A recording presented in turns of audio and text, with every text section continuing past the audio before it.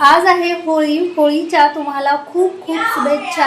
आज प्रत्येकाच्या घरामध्ये जवळपास पुरणपोळीच बनवलेली असते, कारण नैवेद्य त्याचाच असतो.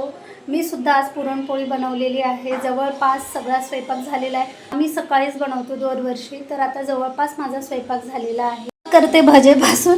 इथं भजी बनवलेली आहे, इथं आहे कुरडी तळलेली आहे आणि थोडेसे पापड आहे, दोन्ही पण आहे आणि इथं आमटी आहे. तर इकडे आहे पुरण पण आपलं बनून तयार आहे. आता मी पीठ चांगलं मळून घेते, म्हणजे जेवढं पीठ मळाल तेवढा पोळ्या छान होतात.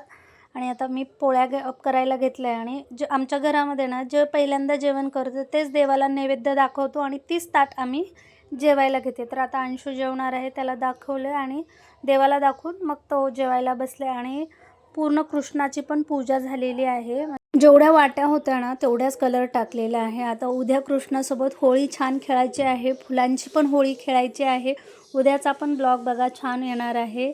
चला, तुम्हाला परत एकदा हॅपी होली. भेटू उद्याच्या ब्लॉगमध्ये. Bye bye.